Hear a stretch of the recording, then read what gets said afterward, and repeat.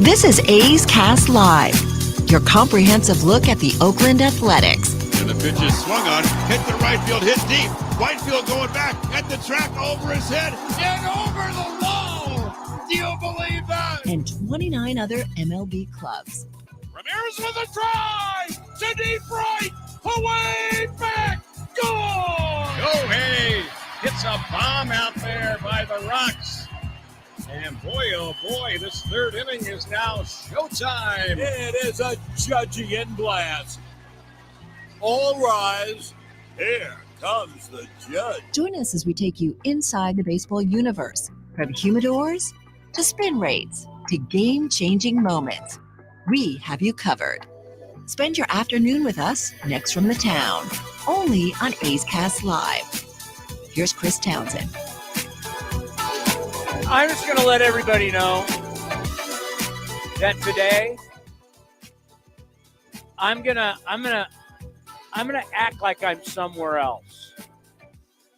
I put my spring training press pass back on. I got the spring training shirt. And I'm just going to sit here and act like we're in Mesa, Arizona, Hohokam Park. It's 78 degrees, a little bit of the breeze. You ever notice, Cody? Close your eyes, Cody.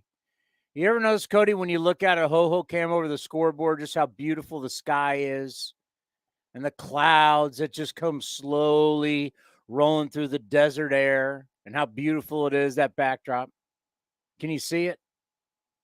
I'm basing off of past year's experience because for the sake of the bit, yes, but because when we were there, I didn't see much of that. Well, I was just there 2 days ago. And for you, beautiful. Yes. I remember from last year. It was beautiful. I actually thought it was hot, and it was only like 76 degrees. I'm like, I'm melting.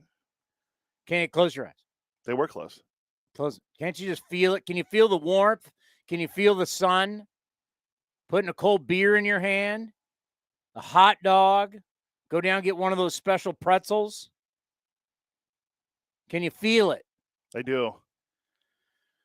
Man, I woke up this morning to my gutters are clogged again. I'm like, Jesus, more snow? What is going to happen?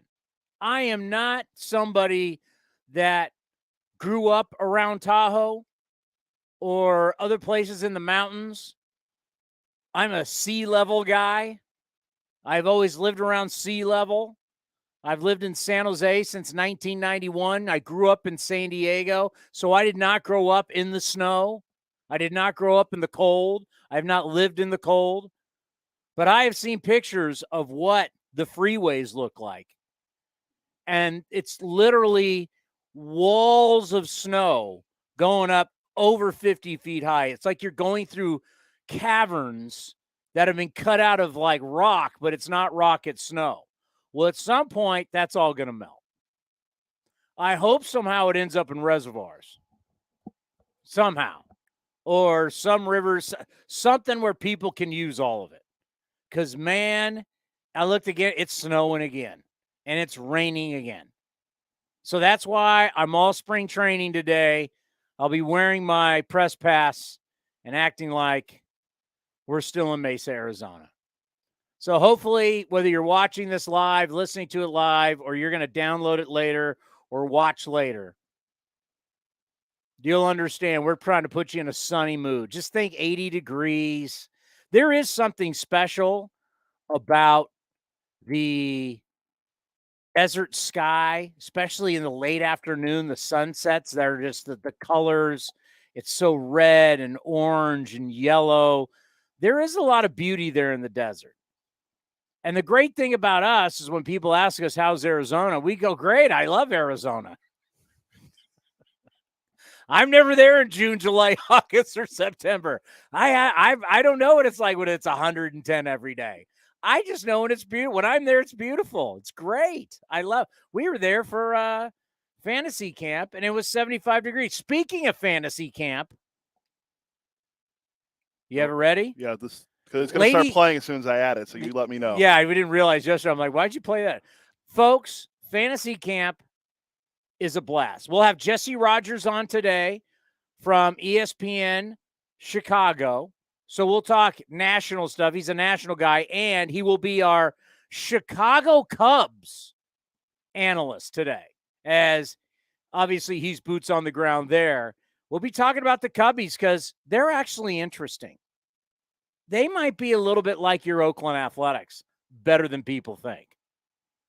They've got some interesting names. Dansby Swanson is a fascinating story. I want to talk about him today. Start looking at the Cubs. And if there is going to be as we mentioned yesterday with the Brewers, maybe at a point some regression with the Brewers, maybe the Cubs are starting to inch back up because they went out and got some guys, and they've got a pipeline of people coming. And our neighbors over at Sloan Park, maybe they're going to have a better year than people think. Well, they won 74 games last year. Same as the D-backs. So they haven't had,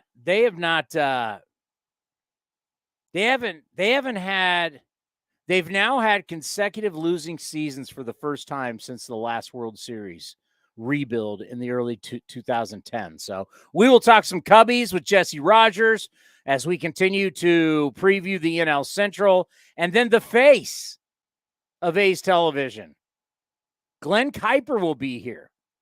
Glenn Kuiper is on the radio call. Are they on television today? No, the game's on television tomorrow against. Are you sure that against the Mariners? Who are we playing today? Well, the Southsiders. We're playing the Southsiders. Are you sure that they're not going to be on TV? Not that I mean, I don't know. If we go to MLB.com, will we be able? Because sometimes somebody's putting the broadcast on. You're able to watch it. I don't know how many games the White Sox are doing for television. I know because Jason Benetti, their main TV guy, is doing the WBC. So I don't know what the. I mean, they could be on there, but you can go to athletics.com/acecast, listen to the game today. Then we'll be streaming on MLB.TV, athletics.com, NBC Sports app, and also Acecast tomorrow, TV and radio. But yeah, Glenn's going to be here at 11:30. Jesse Rogers at 12. The face. Know your Rogers today. Yes, and you got to realize, being a proud man from Wisconsin, and if you're from Wisconsin, you are going to be a Packer fan. It's ingrained in you. Aaron Rodgers is it official? It's not official yet, is it? No, it's not official. And Jimmy G is not even officially a Raider. Well, yeah, the new league year starts tomorrow. Yeah. So are you verifying that Jimmy G is a Raider? If Adam Schefter tweets it, it's most likely going to be true. That is not true. He has been wrong. Rap Sheet had it too, I'm pretty sure. With Rodgers, apparently he's now telling the Jets a wish list of player. He wants Randall Cobb there, Alan Lazard, Mercedes Lewis, and apparently Odell Beckham Jr. Does he want Favre to be his backup? I mean, he's following in Favre's footsteps. Yeah, I said it. He's going from Packers to. Is he gonna end his career as a Viking like Favre did? Go back in the division. Maybe he goes back and becomes a Chicago Bear. Ooh. Even worse, what about the Lions, who ended their postseason run? No, I'm talking about you. Well, the rivalry is the Bears, Packers, right? So if he goes back to be a Bear to take down the Packers, them's fighting words. He did tell the Bears when he played against them, I think it was last year, I own you. I own you, when he scored a touchdown, when he had a rushing touchdown. So, yeah, we will be doing a little Aaron Rodgers trivia for our man Glenn Kuiper today. How well do you know your old quarterback, Aaron Rodgers? But before we do that, this thing's going to sell out fast. We got fantasy camp going once again. We got to experience it. We had been told for years, Townie, you got to go down there. You got to go down there. It's awesome. And I finally went down, and they were right. It was better than advertised. You know, that's why you got to experience things in life, because people can tell you, and you know it's cool, but it's not till you see it and you feel it that you understand, like, wow, this is really special. I'll tell you the one thing about fantasy camp when I went down right by the bullpen. So there at the Lou Wolf complex, you walk out the doors of the meal room, and before you get to all the fields, right to the right is a bunch of bullpens. And I saw these pitchers that are throwing bullpens, but they gathered around Dave Stewart and Dallas Braden. And I'm sitting back behind them going, how cool is that? You're an A's fan. You're at A's fantasy camp. I mean, obviously Dallas on our television, he's not an old pitcher, but that's Dave Stewart. I mean, that guy's a Major League Baseball legend. and you're like, these two guys are talking to you, and they're all decked out in the A's uniform. Stu's got the hat, and he's got the A's hat on and the bent cap. And, I mean, it's like, this is priceless. And then you throw in everything else, the golf and Top Golf and the meals and the partying and everything. I mean, we were at the bar, and everybody was out there. Everybody's having a good time at the Delta Marriott. Yep. I mean, it's a rip-roaring time. Play the video. This has been one of the coolest experiences in my life, especially like in baseball. The importance of stretching every morning, because if you want to last all week. Camaraderie on the field, cheering your teammates on, sharing experiences, sharing the things that you see with different pitchers. Great job. Way to pick us up today. It was I'm loving every second of it. Hey, hey, I'm loving every minute of it. Hey, hey. It's absolutely building all these friendships and memories with the players. Three. Right. That's how it starts. Second base, second base. It doesn't matter if you've ever played before, you will have a blast out here. It's just incredible. Having the treatment of a big leaguer is something that not a lot of people get to experience, and that is first and foremost the opportunity provided here. So fans can live out their major league dream of being a member of the Green and Gold during A's Fantasy Camp in Mesa, Arizona. From January 10th to January 16th, 2024, attendees will join legendary coach Ron Washington and A's alumni, including Shooty Babbitt, Gray Cadaret, Dallas Braden, A's hitting coach Tommy Everidge, Carney Lansford, Adam Rosales, Terry Steinbach, and Ernie Young. For hands-on instruction, field activities, and nights filled with stories from the past, experience packages are now live and on sale at athletics.com/fantasycamp. That's athletics.com/fantasycamp. We're going again, right? That's the plan. I think that the plan is they want you to participate this year. So please don't blow out your hamstring like Brody. God, I just don't want to get hurt. I don't want to seem soft. Well, you know who's going to be my workout partner? Shooty? You. We're going to go out there. We're going to go out to the park and start throwing if that's the case. Because I'm not going there, getting on a mound first day throwing the next day, and then all of a sudden here comes the issues. Yes, my last official appearance. Can you guess what year was the last year I played at San Jose State? 1995. 1995. Where were you in 1995? I wasn't even 7 years old. I was 6. Yeah, that's the last time I've pitched. That was 28 years ago. Yeah, 28 years ago. I'll be 35 this year, so yeah, it's about 28 years ago. Yeah. Yeah. So you think I'm ready to get back on a mound and start? Whoa! You've thrown a few first pitches. I do have. If you do check out my first pitch, they're some of the best you've ever seen. The mechanics, strike zone, I get up on the mound and I bring it. Did you shake off the catcher? Or? Casey Pratt of ABC one time played catch with me. I almost killed him in the parking lot playing catch, and I was winging it. But even that was years ago last time. But, if they need me to do it, but I still want to do our stuff too. Like our show? Yeah. Yeah. What are you going to do? What are you going to have me do it? Have me host with someone? Johnny? You and Johnny D? Just play-by-play what's going on with you, kind of like what you and I did with Brody. All right. What's coming out right now are the projections. And there's been some good projections. Turn the heater off. It's hot in here today. Yes, we got a heat. I bought Cody a heater for the studio on days like this. It gets cold. But man, these Costco heaters, you know what? Costco is not a sponsor of A's Cast or A's Cast Live. They should be. But they got everything you need. Everything you need. I love Costco. I'm going to Costco today. All right. It gets so hot in here, too, because we have all this soundproofing and installation. Yeah, you can't. At some point, we got different cameras. We got to show you everything that's going on in here. And, it gets hot in here quick. So we are going to go over. They've done a top 5 of who's going to regress, and Cody's going to have to throw another bet out. The gauntlet has been thrown out. He already owes me a steak dinner. We got to plan this because you got to pay off before the start of the season. We got a few weeks. He owes me a steak dinner we have another bet that's coming, and we'll save that. But they've been doing the top 5 teams that are going to regress and the top 5 teams that are going to move up. Now, I'm not going to give you the list of the top 5 who are moving up, but I'm just going to give you something that if you're looking at from an A's standpoint, that you should think, does this apply? The one thing that they've noticed when you look at teams and you look at, you start looking at each individual player's WAR, and you start looking at each individual player's skill set, pitchers, fielders, batters, all of that. The one thing that they have noticed amongst the teams that year to year move up in the standings from year to year. Like last year, you won 74 games. The year after, you won 84, right? What is one characteristic that each team that moved up, what did they improve in?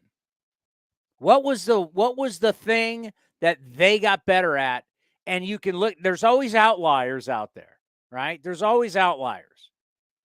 But the majority of teams, and they've done this study over years, what's the one area they improve to make a jump of 8 games, 10 games, 15 games, whatever? That's tough.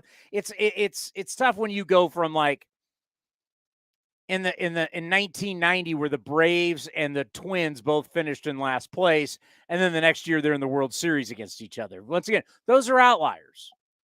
That doesn't normally happen. Normally teams progress at a certain rate. Well, what is the one thing? You know, some teams hit it better, some teams pitch it better, but what's the one thing that is a constant with teams who get better? They score more runs? That is what the fantasy crowd thinks. And the average crowd thinks. I thought that was too easy of an answer. I was going to say pitching, but you mentioned pitching and hitting, so that's what everybody thinks, right? We live in a fantasy sports world where everybody thinks offense, offense, offense. Improving your defense. Run prevention. Preventing runs, not sexy, right? You're not joining a fantasy baseball league to see run prevention. You're not, they don't have segments every night on MLB Network. What's the highlight show again? MLB Tonight? No, that's the show. What's Whip Around? No. Let's see. What the hell is it? I watch it every freaking night after I'm done with the post. I think Whip Around is the one on MLB Network Radio. It comes back during the season. Yeah. What the? Heidi Watney did it for years. Now they have new girls doing it. What is it called? It's not going to be on their schedule. I know. I just realized that once I touched. You know what I'm talking about? It's on MLB Network. They never have segments. They'll show you good plays, but they don't really get into the run prevention of baseball. Folks, listen to me now. If you want to get better, run prevention is the name of the game. The best teams play defense. The Hall of Famer Rick Barry, who I used to do shows with, would always say, defense wins championships, and he was an offensive guy.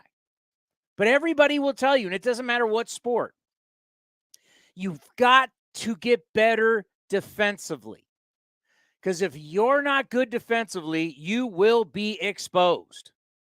And it's the simple things. Catching it, throwing it. Not everybody has to be Gold Glover. Not everybody's got to be Ozzie Smith at short and Roberto Alomar at second, Mike Schmidt at third. Not everybody has to be that guy. Not Nolan Arenado or Matt Chapman at third, to give you a now reference. Not everybody has to be Matt Olson at first, Freddie Freeman at first. You don't. Not everybody in the outfield's got to be a jackrabbit, but what you need to be is efficient. You have to be able to play your positions.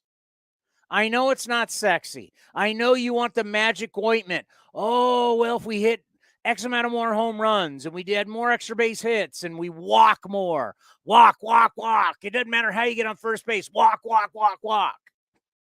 No, defense. Bob Melvin teams got to the playoffs. We were good defensively when we went to the playoffs. Melvin stressed defense. Melvin got out there and hammered fungos to Matt Chapman. I mean, we work on deep. Ron Washington comes in with us. I mean, it's every day. Marcus Semien worked on it every single day. What's the one you always say? You always talk about how the Rays take infield practice. Every day. We see the Rays one time a year. I'm telling you, they're a machine. The Rays, they take the batting cage back. So we do batting practice, and then the Rays come out. And everybody does, all right, we got to stretch. They do the lazy running around, act like they're stretching thing. And then they pull the cage back, and they take infield every single day that I see. And we asked Brett Phillips, Maverick, now an Angel. Did you see his rent-a-car for spring training? I don't know. It's like an old Fiat or something like that. It's a little small car. Of course it is. By the way, the show's Quick Pitch. Quick Pitch. God, I can't believe I Thank didn't you to know one that. of our YouTube commenters who said it. Quick Pitch. So, Quick Pitch. I can't believe I didn't know that. I watch it every single day. No one ever said I was the sharpest knife in the drawer. So, you got these teams like the Rays, and it's just every day before BP. They work on it. Ground ball's to third base. Ground ball's to short, second, first. Now I'm going to hit it to third base. He's going to throw it to second base. We're getting the out at second. Then we're going to do double plays. And they're constantly working on fundamentals. It's every day.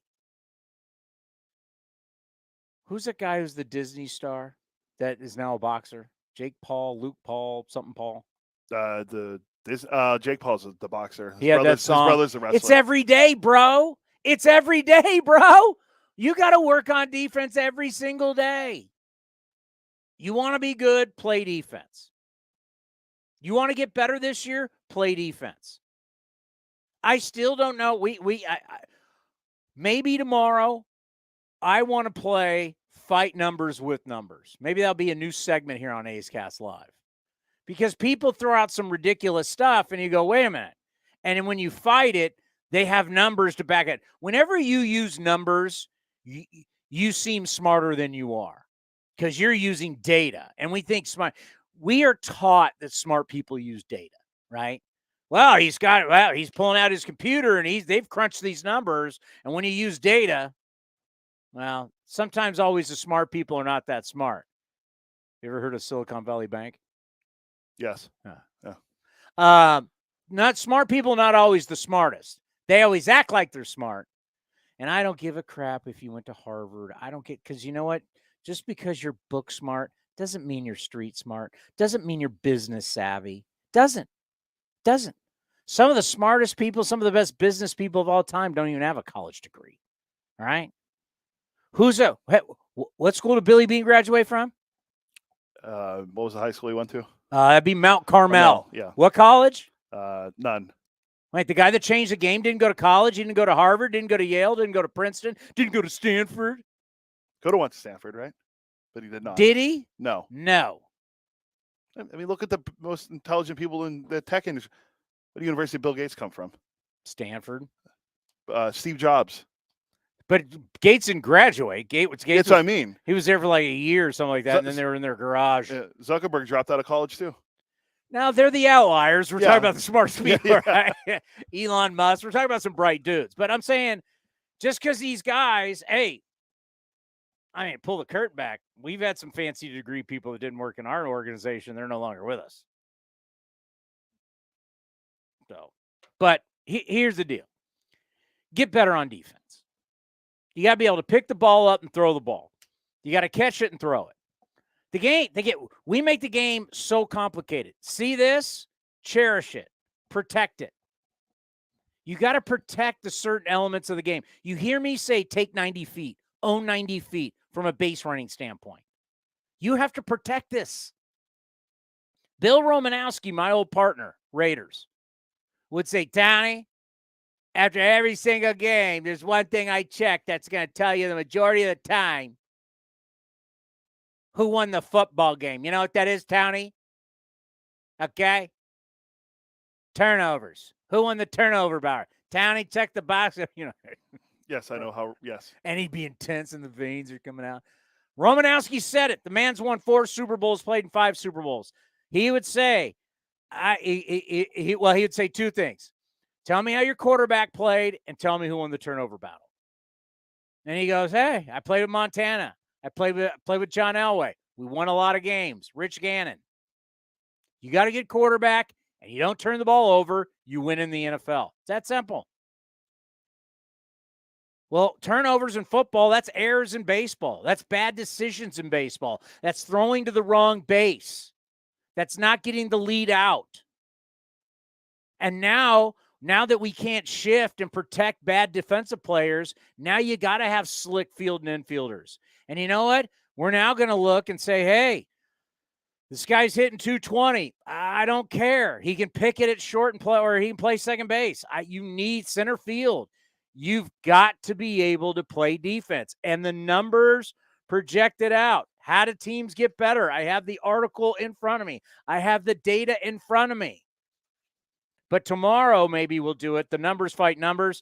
This whole 6-man rotation does not work. That's where it'll be, I'll fight numbers with numbers. Smart guys we've got people in our business who are doing everything they can. They're failing at it too. They're doing everything they can to try and figure out how to not have people pitch a lot. They're trying to do everything they can, and they're running out of options. So what's the option now?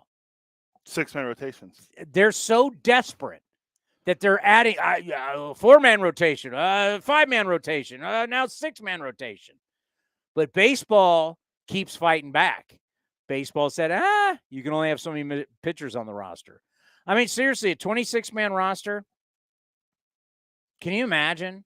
I bet there'd be teams willing to basically have no bench, but like a backup catcher and one other guy. Let's find one other guy that can play infield and outfield. That was a super utility. Hey, who can play every position? We're going to have you and a backup catcher. Everybody else is a pitcher. Yeah, all the other 15 guys are pitchers. I bet they would do that. These front offices are nuts. So we're going to fight math with math because they're trying to they're going to give us, oh, hey man, I'm going to tell you, yeah, spin rate changes 3rd time through the order, fastball velocity changes. Oh, I got all this information. Well, I'm going to fight back with math tomorrow to show you how ridiculous. And I know I'm right. Can I tell you why? Why is that? I know I'm right because I cornered Scott Emerson in the clubhouse 2 days ago. Emo's a bright guy. Emo's one of the best. Scott Emerson, our pitching coach, is one of the best pitching coaches in the game. He's smart. And I cornered him right before I got out of Dodge. And I told him, we did the math. Do you know he came within like 4 outs of knowing? So if I said to the average A's fan, how many appearances did Domingo Acevedo have? And some A's fans, astute A's fans would say 70. And if I said, okay, how many outs did he get? I bet the average A's fan couldn't. Even the most astute A's fan wouldn't get it. Emo got it. Emo was within 4. So the whole thing is, if you go to a 6-man rotation, you now need 7 bullpen guys to basically get somewhere around 240 to 250 outs each a season, right? Those 7 guys, whoever they are, and you can be busting guys up and down from Vegas, especially Sacramento. I do have the Stockton Port hat on today. You like that? It's about 2. It really works out if you do the math perfectly. Say if we're going to go a 6-man rotation for the entire year, which is not true, days off, and they're not going to. But if they did, they would need 200. I think it's 254 and 0.3 outs for each of the 7 guys. So I asked Emo, hey, do you know how many Domingo Acevedo got? He said 207. Pretty damn close. For a guy being put on the spot, I put him on the spot in the clubhouse. Emo was 4 off. 203, right? It's 203. So our best reliever through 70 games, he got 203 outs.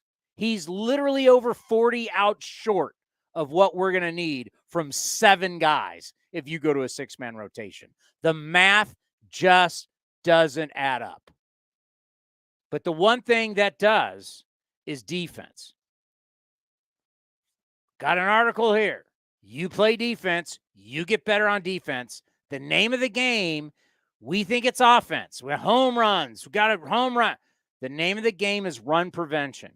If you become really good at preventing runs and you won 74 games or 64 games or whatever you won last year, 62 or 60, you will get better. Could be by 5 games, 8 games, 10 games. But if you don't kick the ball around and give extra outs, baseball historically shows you will be a better team. So this list of this top 5 teams, they project from what Pacoda's saying, all teams that they're projecting to have a nice growth, all are better defensively. All of them. Yeah, did they add offense? Sure. Did they add pitching? Sure. But just looking at the guys that they add, the guys that they have, their skill sets, their wars, they're better defensively. That projects them to be better. There you go. Is it time? The great Glenn Kuiper is here. Ladies and gentlemen, we have Ken Korak, and we call him the face. We call him the voice of the Athletics. Ladies and gentlemen, for your viewing pleasure and listening pleasure, the face of A's Television, the great Glenn Kuiper joins us. Glenn, how are you? Good, Tony. How are you? I'm fired up to have you are. on. You are. You know, Johnny and I are sitting here getting ready for the game, and we're locked in on you today because you are just in fuego. So awesome. So how is it that you are slumming with us radio people today? Hey, you know what? I just we're trying to build the resume a little bit, do some radio. No, actually, you know what? I mean, it's I've always kind of wanted to get the radio thing as well. See if I can do it. See if I can be any good at it. Doesn't mean I'm going to do it with anybody. I just and there's some games here that Johnny sit here by himself, the poor guy. So I thought I'd help him out. So it's fun. We had a great time yesterday. We're gonna have a great time today. We're doing a game next Tuesday in Tempe. So it's fun, and it's a good way to kind of get yourself ready for the season. Yeah, you've done radio for us in the past. I remember being down at Petco Park when we were taking on the Padres at one time. A little bit, yeah. I've done a little bit, but I want to. It's anybody who thinks TV and radio announcing is really not that different, as I am finding out it's very different, and I want to be able to. I'd like to be able to do both. So the best way to do it is to just do some games down here in spring training. So. Yeah, it's great to have you on because it really just kind of gets you going for the season. Absolutely. Because how many times? You guys would normally do on TV one game, and then all of a sudden, here's 150 or whatever. Well, yeah, we do. We're doing Saturday on TV, and then one of the Bay Bridge games. But you're right. It does take a little time to just kind of get back into broadcast. You almost need a week, 10 days of doing. A game every day to where you get back into that full flow. Plus, there's a lot going on in spring training with lots of players. I mean, the A's still have 41 players in camp, and there's a lot of new guys, and you really want to see these guys. You want to see their swing, see how they play, see how they pitch. There's just a lot going on. So it is important for us as announcers to just be here. Even if it's watching batting practice, but when you get to do a game, that's even better. So, listen, it's spring training for the announcers as well. Well, I just want to let you know I'm there in spirit because once again today here in the Bay Area, it's miserable and raining. So I'm wearing my press pass from Arizona. Nice. I'm wearing my spring training shirt. It's like I'm with you there in the press box. Yeah, it's a nice day. You know what? It's going to be about 75, it's between 75 and 80. So it's going to be a nice sunny day down here. So we're looking forward to the ball game. I thought I'd say this. It's snowing again, and that's not a good thing. Oh my gosh, unbelievable! Yeah, I mean it's raining hard right now, right? Yes, it's miserable. It's after just being there the other day, it is it's just it's a different world. You're a former middle infielder. I was just talking about it.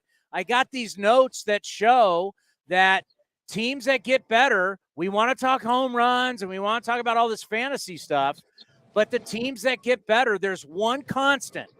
Their run prevention improves dramatically. There is just something about playing fundamental defense. It's your pitchers got to help too. They got to keep the ball in the yard, not get lit up. But playing defense is one of the ways you can get better really fast. And it's been that way since baseball started, right? I mean, that's a constant. But I think it's also something that maybe from a fan's perspective and maybe even from an announcer's perspective, the defense gets overlooked a little bit because you always think about home runs and for pitchers, you want strikeouts and that's fun, right? Fans love that stuff.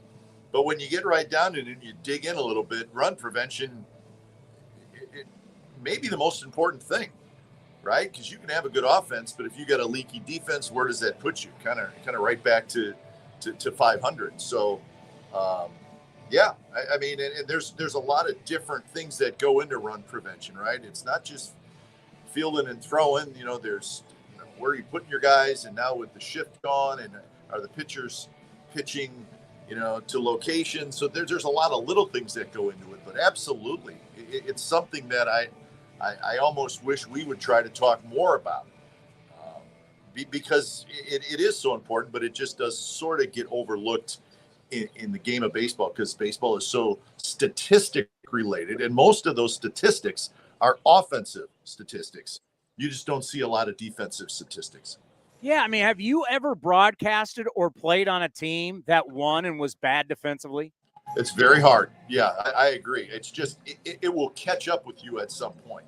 The only way you can really maybe get around it is if you just score a ton of runs, maybe have a lot of strikeout pitchers, but even that, it's going to catch up with you at some point. It doesn't mean it's going to turn a really great team into a bad team, but I think it's really hard to be a great team if you don't have a decent defense.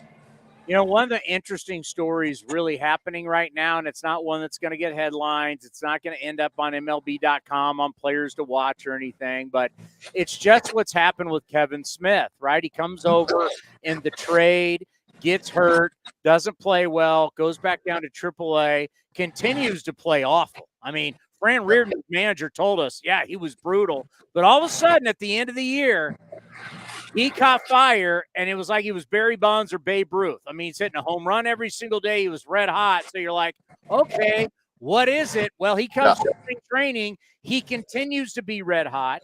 He can play third. He can play short. He can play second.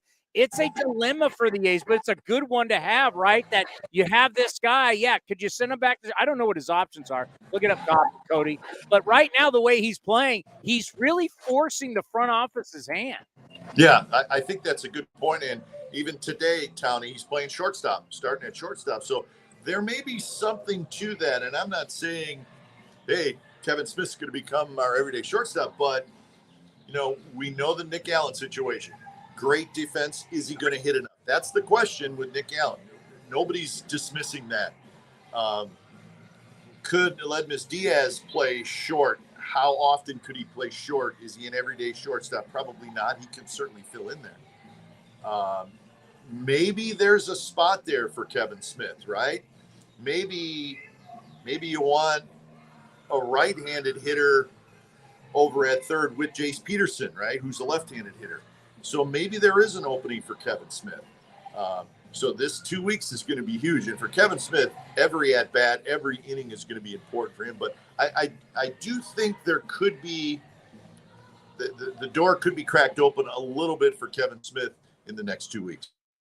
Isn't it fascinating? But again, today, that's shortstop. So yeah, we knew that they were Peterson and Smith were both going to be in the lineup today, and it's like this thing is getting interesting. I don't think a lot of people have paid that much attention to it. Definitely getting interesting, but isn't it fun when you look at spring training? We always think about guys are trying to get in shape, guys are just trying to get ready.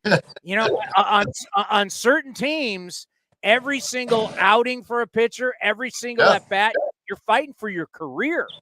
Yeah, and I think what I like to do in spring training, and Johnny and I talked a lot about it yesterday, is now we're 2 weeks away, from the start of the season.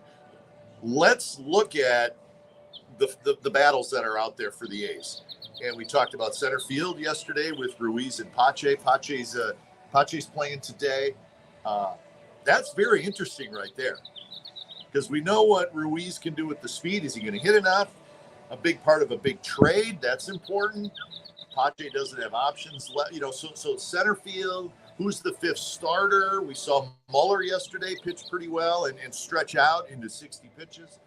And now you have a Kevin Smith situation. Is there a spot for him? So now you start kind of weeding out guys, sending them back to the minor leagues, and then these position battles really come into play, into the forefront, that you can watch for the final 2 weeks. So that's what's kind of fun about spring training. Hey, Muller's an impressive guy, isn't he? Yeah. He, you know what? He may have got a little bit tired yesterday. I think it looked like Mark Kotze said, let's get him to finish this thing. He couldn't quite do that, but still, over 4 innings. He's a big, strong guy, and he did pitch well. So, he's got a shot at that 5th spot, which is great to see. Well, we don't even know how many spots. Is it going to be 6? Is it going to be 5? True. How many? Well, that's another thing. Yeah.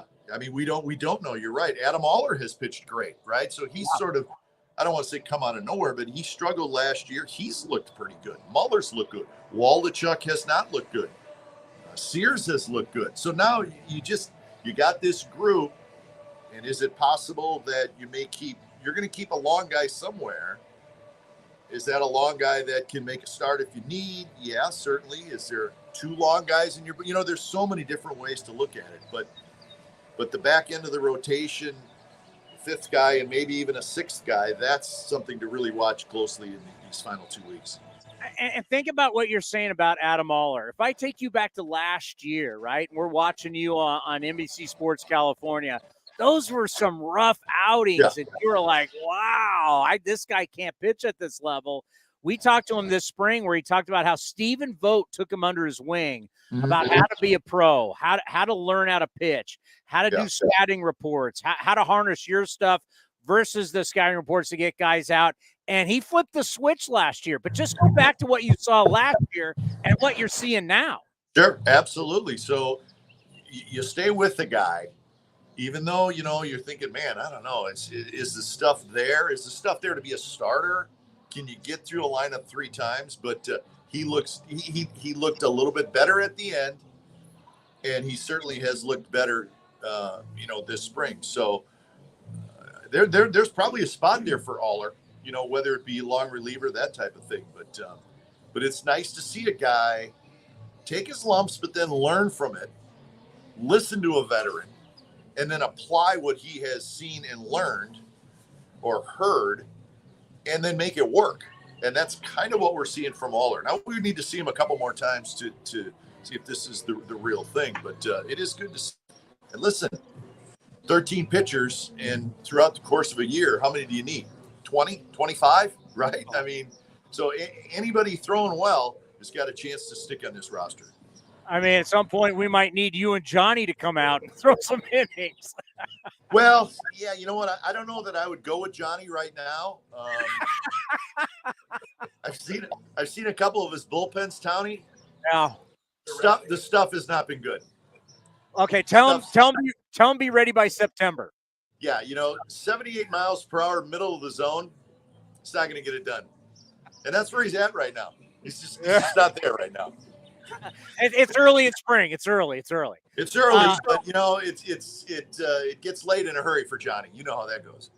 So a few years back, you told me that going to Lambeau Field was going to be one of the greatest sports experiences that I will ever have. And you were dead on. Going to Lambeau Field, Green Bay, Wisconsin. And I'm happy to say that I got to watch Aaron Rodgers close and personal from the field. He's one of the greatest football players, one of the greatest quarterbacks of all time. How are you feeling today? Are you okay? Yeah, I'm sort of resigned to the fact that he's probably gone, which is a bummer. Absolutely, it's a bummer.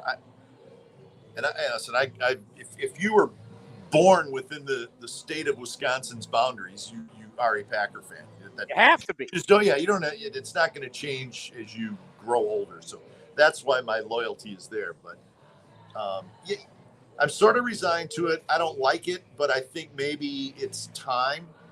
After last year, where I thought they were going to be pretty good last year, but as it turned out, maybe they weren't as close to being a championship contender as we thought. So are they? He goes back there. Do they have enough this year? Probably not. So it's probably time. And it'll be a bummer because I like him. I know not everybody likes him. They don't like the way he is. You know, I like a guy who stands up for what he believes in and doesn't let people sway him. But too, Tony, I always tell people, and I know it's going to sound pro-Packer, but the reality is if you can have over 30 years of Hall of Fame quarterbacking with two different guys, win a couple Super Bowls, and every once in a while you're going to have a little drama, I think that's worth it. And is this a little drama? Yeah, he's trying to decide what he wants to do. He's going to will probably know by this afternoon. And then it's time to somewhat start over. So it's a little bit of a bummer, but I think it's probably the right thing to do for both sides. And they're working together on this whole thing to do the right thing for the Packers and Rodgers. So I don't think it's not really a breakup kind of thing like maybe it was Favre. This is, to me, it has the makings of what could be a pretty clean split. You make a trade, he goes to where he wants to go. Packers are ready to move on. So, it seems like it could be a fairly clean split, and I wish him well if he does indeed go to the Jets. We've been following him since his days at Cal, right? Yeah. So he still has a lot of fans here. And I got to tell you, being on the field, the way he throws the football, the zip that's on the football, he truly is one of the most special guys to ever play the position. Yeah, and that's why I think there's still something there. I mean, I didn't think he played great last year. He was, he had a broken finger. I mean, but listen, he goes to New York, and if he can handle all the stuff that's going on there, I think he's still got a couple pretty good years left in him if he wants to indeed, play there. So I do. I hope he does well in New York. I hope the Jets are great and he shows that he can still play, because I don't have anything against the guy. I like him. He's kind of, does his own thing a little bit, but I don't have any problem with that. Let people do what they want to do, All right, the last couple of years, you guys have had some tricks for us on NBC Sports California. You had the wind showing us how it's blowing in, how it's blowing out. Now you've had the opposing stadium compared to the Coliseum Stadium, right? What do we have any new? Does Dallaire have any new tricks up his sleeve going into 2023? Yeah, and you know what? We can't reveal that type of thing yet, Tony. It's secrets. Yeah, we like to just kind of lay it out there when it happens. So, we don't want to spoil anything, but we like to think we put together a pretty good show on NBC with a great production team. But we'll have some goodies for you. You know that, Tony. We have some goodies for you. Well, I've said it for years. You're just not a pretty face. Johnny's laughing. The guy that they call the nose is laughing. Can you believe that? Hey, he doesn't have to wear makeup. He doesn't know how hard it is. You want to see a face for radio? That's a face for radio. I love that, man. I'm so excited that Johnny's with us. He's awesome. He's going to do a great job. No doubt, no doubt. Thank God for especially thank God this spring for Johnny. I don't know where we'd be without Johnny. He is no doubt. If Brody Brazil was the MVP of fantasy camp, Johnny, no question, is the MVP of spring training so far. Johnny, you got to understand though, you can't be the MVP of fantasy camp when you blow out your hammy in your first at bat. He came back. He was like Kirk Gibson and came back and led his team to the championship. He's the comeback player of the year. And you know what? I do want to tell you before we leave that Johnny said he loves coming on with you before the game, and he wouldn't mind maybe extending his segment to like 20 minutes to a half an hour every day. This just come in from the boss. They said no. They said no. Yeah. It's called it's his way of just getting ready. He said he really likes it, and he's not afraid to do it more often. Maybe even a little post game if you need it. So he's there for you. They said get Johnny in and get Johnny out. Oh man! Hey, we always appreciate it. It's a long season, Townie. You got to laugh, man. You got to have some fun, and we're going to do that. Well, thank you for doing this. We always appreciate it. You mean a lot to us on A's Cast, how you've helped us all these years. And we will be listening today. All right. Thanks, Townie. Have a good one, buddy. The face of A's television, Glenn Kuiper, joining us right here on A's Cast Live. Getting him some reps. Getting ready for the season. I was waiting for the Aaron Rodgers trivia. I know. I wouldn't feel it. Go ahead. You can give me some. Go ahead. All right. No, Aaron Rodgers. Know your Aaron Rodgers. What year was Aaron Rodgers drafted by the Green Bay Packers? It's not on the list. This is somebody just came up right now. 2000. That was the Alex Smith went one. Okay, that's correct. It's got to be like 04, 05. Well, 05. There you go. That is 05. That's correct. Is it 05? I think it was like the 20. That was the year my kids were born. 24th. Think about that. How long has Aaron Rodgers been playing? That was the year my kids were born. Yeah, 05 was his first year. And he sat for what? 2, 3? Became a starter in 08. So 3 years. Yeah. And by the way, it's smart. Yeah. It's smart to sit a guy, let him learn. The speed of the game. It's too fast for these guys. Not everybody's Dan Marino. Not everybody can roll out of college and be dominant. Ask Patrick Mahomes how it worked out sitting behind Alex Smith for just a year. Ask Peyton Manning about that first year when he has the record for most interceptions. 28. That's not bad. Jameis Winston went on to break it. What Winston year broke it? Well, Winston had the 30-30 year. First and only quarterback to ever have 30-30. But he wasn't rookie. No, rookie. Sorry. But he had 30. The rookie record is still 20. Yeah, 28. But Jameis had the 30-30 year. I've heard Manning talk about that. Like he goes, I'm going into halftime and I got 3 picks. I remember 26 touchdowns, 28 picks, and they were like 3-13. I think that year they were awful. And then they took who was the head coach in 2008 or 1998. Who am I? Oh, come on. Playoffs? Yeah, I know, but I'm just thinking it was Mora. Jim Playoffs? Jim Mora Sr. Playoffs? Jim Mora Sr. I'm just hoping we win a game. Another game. Google Jim Mora. His post-game press conferences, it's like a Saturday Night Live skit. I'm serious. Now, I can go on right now and get the memes on our phone right now. Playoffs. He's got some crazy ones. Do you know where he was before that? Saints. He did some crazy ones for the New Orleans Saints. We couldn't do diddly poo on offense. We sucked. He was a nut job after games. It's classic. I'm serious. It's like a skit. You can't believe it. What else you got on Know Your Quarterback? In Super Bowl 45, which team did the Packers beat? That would be your Steelers. Yeah, that's correct. I didn't remember that, though. I knew that before going. I couldn't remember. How many MVP awards has Aaron Rodgers won? I knew this. 4. Who's the only player that's won more? I know that. Peyton Manning's won 5. Didn't even know Have there been any more players? Have there been any other players that won more than 3 besides those 2? Joe Montana won 3 or 4. Montana won 3? The answer is I don't think there's anyone that's won more than 3. How many besides those 2? So how no. many did Favre win? 3. I think Favre won 3. I think Montana won 3, Favre won 3. I'll give you 2 more. Other than Jordan Love, who was the only other quarterback to I start? know that Hundley, the old UCLA quarterback. well, I did not know that though. So Hundley, if you remember him out of UCLA, he played what year was that? 2017.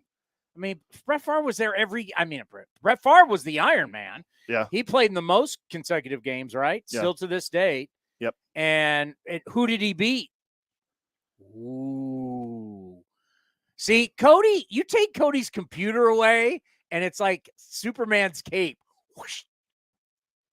Aaron, who did he Favre. beat? It was like, who did he beat?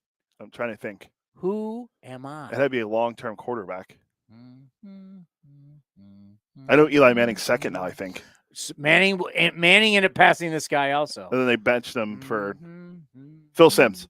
No. Phil Simms got hurt. I was just trying to think of a guy that. See? Where are you without your computer? Or are most people without their computers? I don't have one. You also didn't know you didn't know who the coach was when Rodgers got drafted. You either. didn't know. You looked at your computer. I knew it was. Ron Jaworski. Oh, Jaws. Yeah. The only other guy before McNabb to lose the Super Bowl for the Eagles. Yeah, I said it. Who did he lose to? The Raiders. What year? 80. Yeah. Where are we going? We got Jesse Rogers. Yeah, well, he's gonna be on the phone. So Jesse Rogers, because he's been covering the WBC as well. Cubs have got a bunch of new guys. Cubs are kind of they're one of the teams people are looking at as, okay, this could be. You look at all the new guys they got, it's pretty interesting. So they signed Dansby Swansby, Jamison Tyon. I think Bellinger, who cares, but whatever. Boxberger, Fulmer, Trey Mancini. Will Hosmer resurrect his career? He's like the Mark Grace now of the Chicago Cubs. Mark Grace is not an analyst on their TV broadcast. Has he left the D-backs? Yeah, when I looked at Marquee, he's one of their TV guys. So they got him as being better. Hard not to be.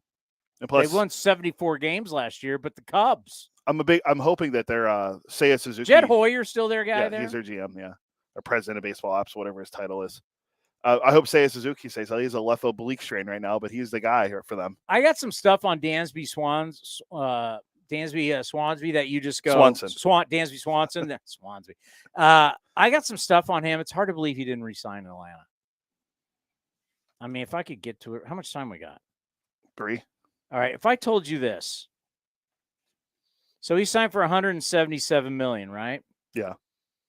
If I told you if I told you this, a guy had only missed 2 games in 3 years. Is that any good? It's pretty good. He's a hometown guy.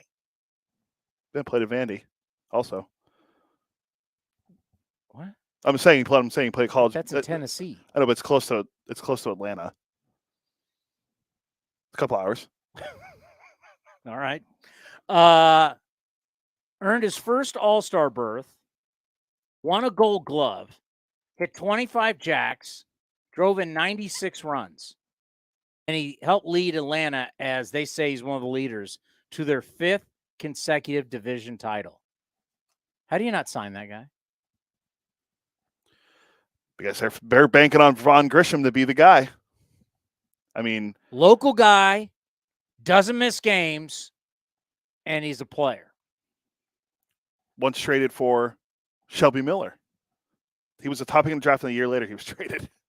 But yeah, I mean, he was. How do you not sign that guy? Back-to-back years, you let him walk, and then you let Freeman walk the year before. Hey, Alex Anthopoulos, these aren't his guys. Isn't that crazy? Am I crazy to think, like, how do you not sign this guy? I think if you're going to base it off of new wave baseball, they're banking on taking the cheaper guy and playing him because he's younger. And maybe you're expecting him to put up the same numbers that Dansby did. I mean, I would have kept the catchers, not traded for Sean Murphy, and put the money into Dansby Swanson. Yeah, because what they offered him $100 million. So you take $100 million and the money you gave to Murph, who we love Murph, but I mean Murph is what he is. I mean, this guy was this guy missed 2 games in 3 years. And then, eventually you bring up Vaughn Grisham, which they're gonna bank on him. He's 22 years old to be the shortstop of the future for them. But then again, who am I? I mean, what do the Astros do? What have the Braves been doing? Their 5th consecutive division title. They've won a World Series.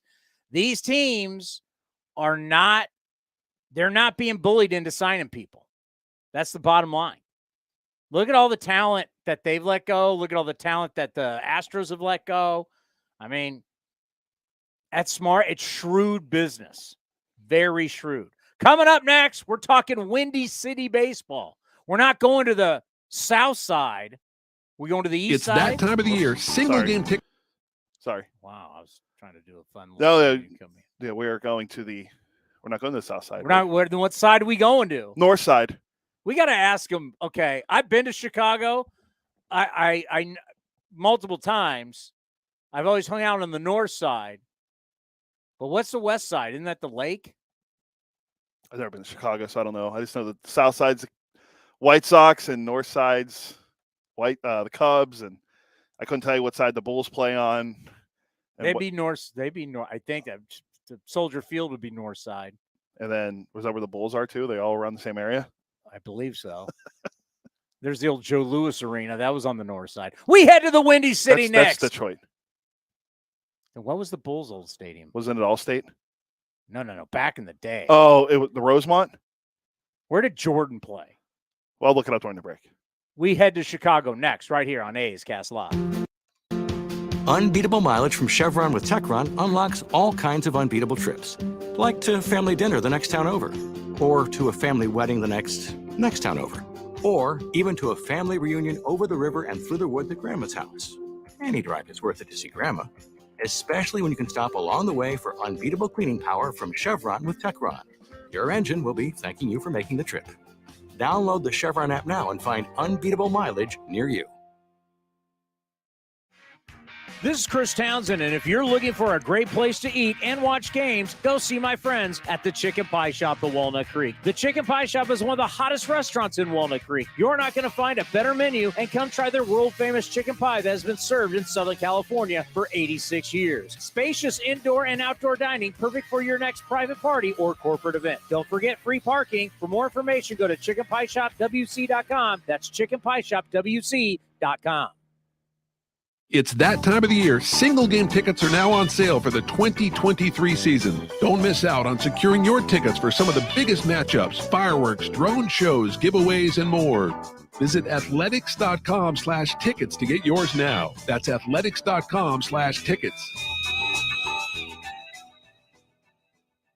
Hey, Billy, this deck is great for getting everyone together. Thanks. We're really enjoying the outdoor space, especially on a day like today. What's the material? Humboldt Redwood from Ashby Lumber. They gave us a great deal, provided us with a quick quote, and we couldn't be happier. We even found a great contractor through their online contractor directory. Don't miss a day outdoors. Visit Ashby Lumber in Berkeley or Concord to see our stock of naturally strong, naturally beautiful Humboldt Redwood. Find out more at ashbylumber.com for all your building needs. Ashby Lumber. Humanity has accomplished a whole lot so far.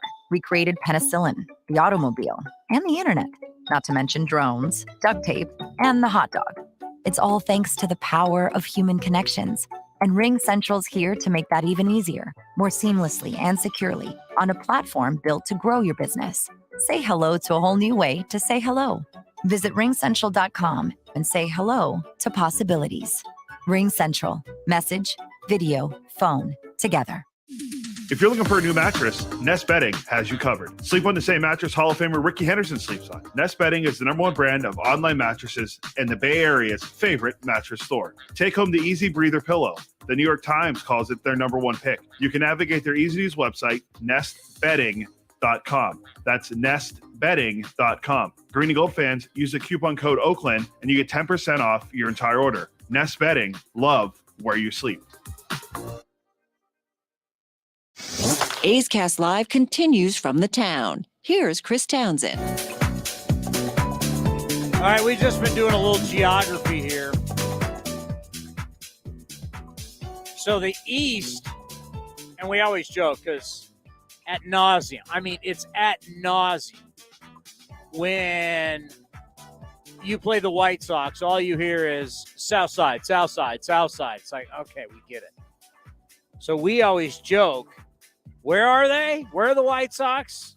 South Side. So the Cubby, I'm trying to look, my hat's crooked. Put the camera back on. It is on. All right. There we go. And I keep saying the West is the lake, East is the Lake Michigan. So if you go to the east side of Chicago, you're in the lake. On the west side, you go to Iowa.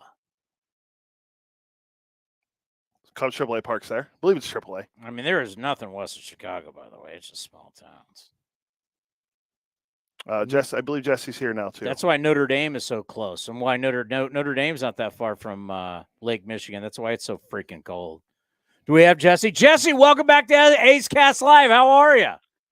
I'm good, guys. How we doing back there? How we doing? We were just doing a little geography because we always laugh whenever you play the White Sox. All the broadcasters repeatedly say South Side, South Side. So we always joke, what side? So the east side would be Lake Michigan, and the west side would just be what, suburbia till you get to Iowa? Pretty much. The west side is where the Blackhawks and Bulls play at the United Center. So that's the way we think of it. South side is Sox, north side Cubs, west side is Bulls. But yeah, if you just keep going west, yeah, Iowa and beyond. That's how it works. So obviously, being a national guy, we'll get into a lot of things going in baseball, but we're previewing the Cubs today, and obviously that's in your backyard as we're doing every single team spring training. When you look at the Cubs, only winning 74 games last year, and having back-to-back losing seasons for the first time since they really started their rebuild to finally win the World Series in 2016. But there's some interesting names that have come in. We were just talking about Dansby Swanson, his situation. His wife is a soccer star there. It seems like a really good fit, what he did in Atlanta, bringing that now to Chicago. How do you see the Cubs going into this season? Yeah, I think their floor is higher than last year. I think in a worst-case scenario, they'll have more than 74 wins. I just don't know if their ceiling is all that much higher. I think their ceiling is probably right around 80, maybe a few more than that if things break well. They did do a lot in the offseason, but you can't confuse activity with accomplishment. Swanson's a great signing. It's just not enough to sort of propel them into the next level, which is the Cardinals and even a level above them, like the Phillies and Mets and Braves and those teams in the National League. So are they better? I just don't know if they're elite. They will put the old axiom to test. Pitching and defense wins championships. They have both those things. They just may not have enough offense. Defense usually never slumps. I don't see why it would here. Bellinger in the middle is great with Swanson and Horner. They have two good defensive catchers, so really strong up the middle. They have developed some pitching. They're deeper in pitching, and then maybe even when they won the World Series, if they need to go to 6, 7, or 8 starters, they have them. They don't necessarily have that elite guy like Verlander or Scherzer. So it's a good team. Remains to be seen if they could be a great team, but they'll be in a lot of ball games. They'll probably win a few, 3-2, lose a few, 10-5, that kind of thing. But it's good. It's just a matter of whether they're going to be great or not. We were talking about it earlier with our TV guy, Glenn Kuiper, down at spring training, that, we see teams traditionally, if they improve from the year before, one thing you can always guarantee, those teams got better in run prevention. We talk so much about scoring runs and home runs and walks and all this kind of stuff. If you get better defensively, you will win more games. Wouldn't you agree? We don't talk enough about that. And especially this year, no shifting. The infielder is going to have to cover more ground, and they're going to have to be far better. Yeah, I mean, that's what the analytical people will tell you. An improvement on defense does equal more wins. However, the Philadelphia Phillies were not supposed to be any improvement on defense last year, and they made the World Series, in part because they have a slugging team. Like, you still can fall back on that, right, at the end of the day. I do think pitching and defense is important, but we know that old axiom isn't completely true, right? It's a slugging offense in this day and age. Maybe it'll change without the shift. It is still a nice thing to have. The Braves won the World Series with a home run or nothing team 2 years ago. The Phillies got pretty darn close this past year. So yes, all the nerds will tell you improve your defense, but those are marginal improvements. If you want to jump up into the elite group, you need a deep slugging lineup just as much as you need good defense and pitching. Well, you look at the rotation, and if we say best case scenario, if you're throwing out Stroman and Hendricks and Taillon, who you brought over, I mean, you can kind of make a case that they're going to be competitive. I think if Hendricks returns from an injury, they're really deep. He's going to be about a month behind. Their young guys are actually pretty good as well. The other night, Javier Assad, you've never heard of him, threw 3 shutout innings against Team USA, pitching for Team Mexico. He was great. That's a Cubs pitcher who made his debut last year. They're like I said, they're not necessarily top heavy. Stroman's a number 1, Taillon's a number 2, in a great rotation. That'd probably be 2 and 3 for those guys. But they are deep, and actually, I think they could match the Cardinals' rotation. They really could. If you're counting on 41-year-old Adam Wainwright and Jack Flaherty returning from injury and Jordan Montgomery, and it's not necessarily the best rotation in the game, the Cardinals. I think the Cubs could match them there. I just don't think they can match them offensively when you're talking about Goldschmidt, Arenado, Tyler O'Neill, and now Wilson Contreras down there. At least offensively, St. Louis is definitely better than the Cubs in that category. What do you think can really happen with Cody Bellinger switching from LA to Chicago? A lot of people in the game have their doubts. Like I'm going to try to remain unbiased about it. I've talked to scouts that have watched him early. It's okay. Even David Ross has said the swing looks a little bit better. We'll see without the shift how much it matters, but it's all proportionate. He might be a little bit better, but so will every other lefty against the Cubs as well. So the question is, can he be MVP better? Can he get back to 2018? I have my doubts. He's not going to see palm trees behind center field. He's going to feel the wind coming in for 2 months off the lake. You guys mentioned the lake earlier. It's not an easy place to hit for lefties all season, especially the first 2 months. I mean, there's been 5 left-handers in the history of the Cubs to hit 30 or more home runs in a season, and 2 of them have done it more than once. 3 of them have just done it once. So it's hard to do. The wind comes in off that lake. So if Bellinger is trying to do too much to sort of get back to his form, he's going to run into problems. He just needs to let the game come to him, get those extra hits through the right side, and let the power come when it comes, when the weather turns, when he's on the road, that kind of thing. So there's a lot sort of working against him. The one thing working for him is a change of scenery. Don't discount that. That could be a big deal. New voices talking to him in the hitting department, change of scenery, new fan base. I think that will help. But he needs to get past those first terrible months of weather, and let's see what it looks like at that point. And what I've been reading is that they got some prospects that are coming up, and I think like first base is Eric Hosmer, who is now a Cubby. Is he just a placeholder? Even Bellinger's just a placeholder. These guys are on 1-year deals, could be flipped by July if the Cubs aren't in it. Yeah. In fact, Bellinger's more of a placeholder than even Hosmer. I mean, Mancini's there for a couple of years, possibly. The prospect at first looks good, but he wasn't a major prospect, so he's making a name for himself. His name is Matt Mervis. He's actually playing on Team Israel right now. The guy in center is the guy they got for Javi Baez from the Mets, Pete Crow Armstrong. His mother's an actress, actually. He looks like the real. He can go get it in center right now. He could be a Gold Glover right now.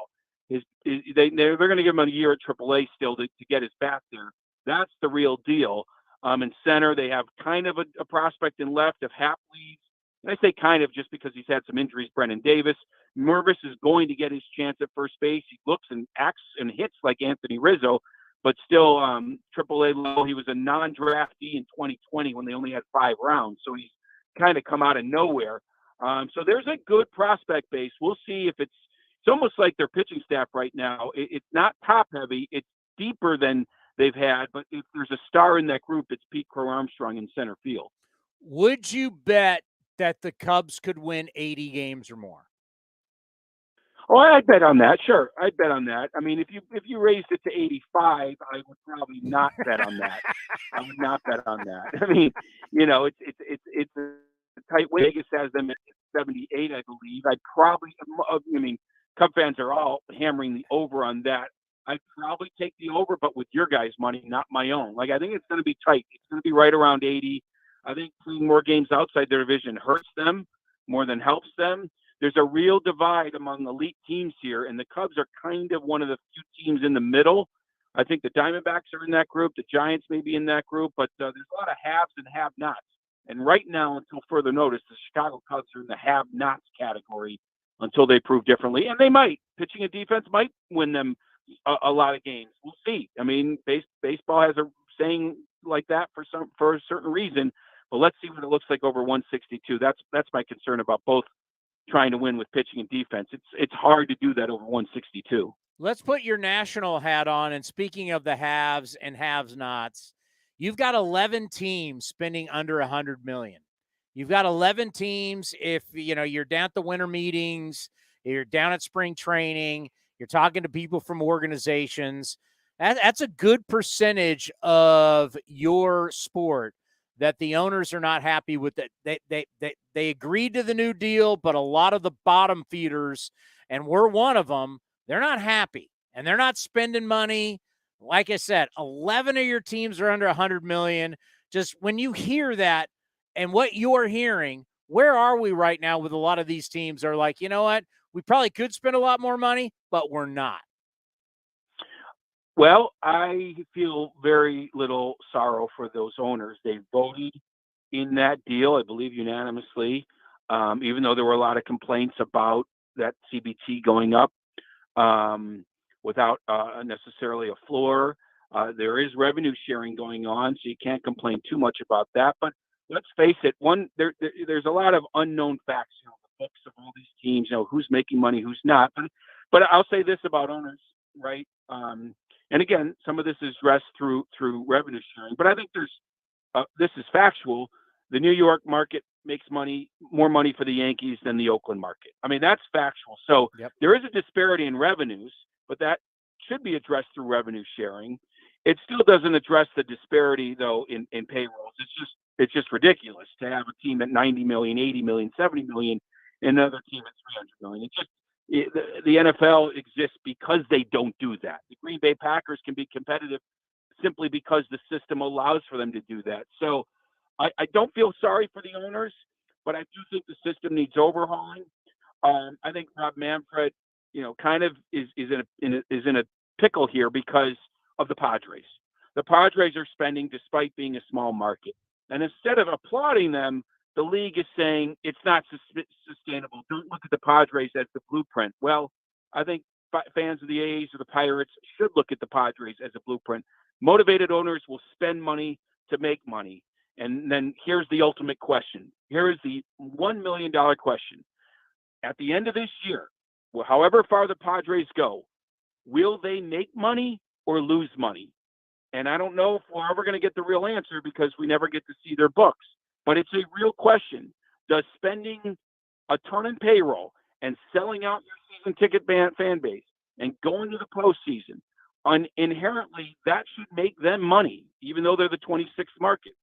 They may tell you it won't. The league may tell you it won't. I just don't know what to believe anymore.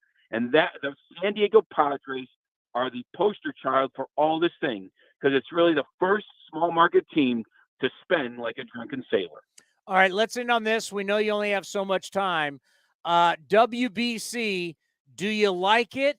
And do you think some of the criticism about not maybe having all the best players in it, pitchers can only pitch so much, do you think that's fair?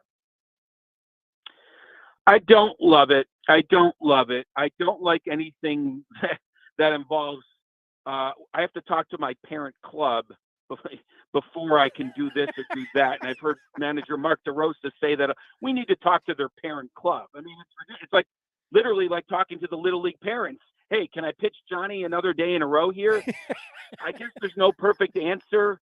Maybe you take a month break mid-season every 4 years to run a tournament like that so everyone can play at their peak. I don't know. It feels a little goofy. Not the best players are there, and the players that are under restrictions. I mean, I'll enjoy the semifinals and the finals. It'll be competitive, but I'm covering it every day, and I'm hearing about, calling my parent club and all this stuff. I don't think anybody watching can say it's a perfect tournament or they enjoy it like they would the World Series, but it does break up the monotony of spring training. I guess you could say that for players and media and fans. It's something interesting in spring training. So I guess I'd say I don't love it, but I don't mind it either. Are we making sure that they have orange slices and apple juice for after the games? Well, I mean, if they pitch too many innings, they might hear from their parent club after the game, just like a parent might say something to their coach. Hey, man, my kid's got tryouts in 3 years at travel baseball. You're throwing him too much. So, or you're not throwing him enough, usually is what you hear from parents. So, yeah, all that Little League stuff kind of applies. It's kind of funny to listen to Rosa talk about, oh, man, I can't pitch Lance Lynn for 3 more days. He threw 65 pitches. So, it is a little weird and to be an international big-time tournament and have these Little League rules attached to it, but it is what it is. Hey, we always appreciate the time. Great stuff. Enjoy the rest of the spring training, and we'll talk to you during the regular season. You got it. Take care, guys. Jesse Rogers from ESPN. Read his stuff, ESPN.com. Always great to have him on the program. Good get by you. A solid national guy, great connections. We always love having him on the program. Hung out with him and he came on with us live in San Diego. Yeah, great guy. It was great to see him. And we both looked at each other when he said there's only been 5 players in Cubs history left-handed at 30 home runs. I found 3 of them. I can't find the other 2. What was the 2 you put up the number 2? 2 minutes. Yeah. No, so Schwarber did it. Rizzo's done it. Billy Williams. So I can't think of the great Billy Williams. A's great Billy Williams. I can't think of who the other 2 left-handed hitters in Cubs history to hit 30 home runs are. Well, they've only been playing for 150 something, 60 years. They're not a new club like the Rays, but yeah, I can't think of the other 2. But I mean, that's pretty alarming. Rafael Palmeiro, Cub great. Mark Grace, thinking of left-handed hitters. Leon Durham, the Bull.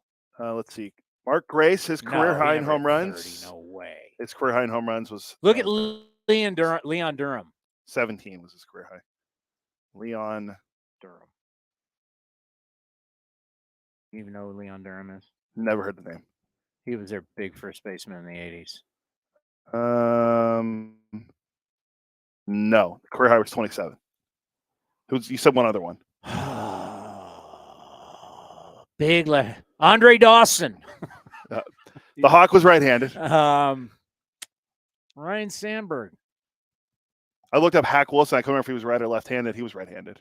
The great Hack Wilson has 190 RBIs this season. Don't think we'll ever have that record broken. Just trying to think of Cubs that hit jacks. Sammy Sosa.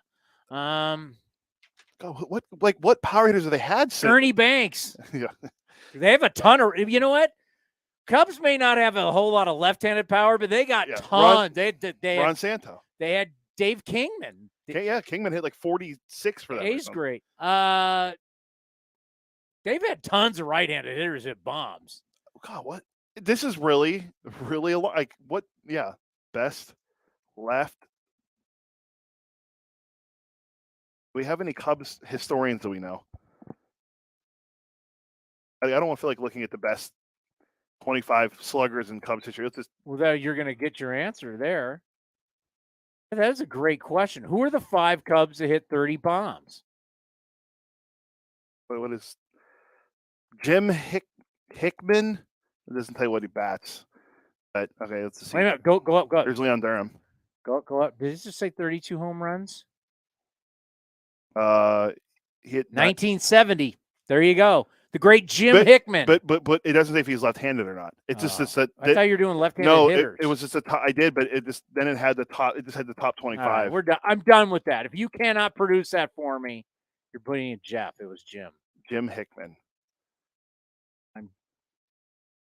We can't get it with Hickman. We're out. Nope, he's ready. All right. If there's any Cubs fans out there that know left-handed Cubs sluggers, please let us know. Rizzo, Schwarber, and Billy Williams are the 3 we got. We need 2 more.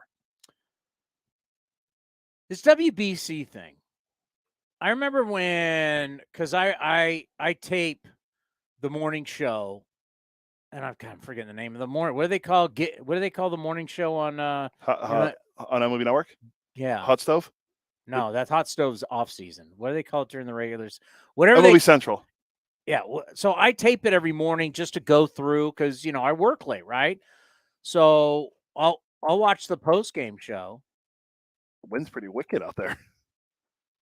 Either someone's breaking into my house or it's really windy. One of two things is happening. But how much time do we have? Oh, we got plenty of time.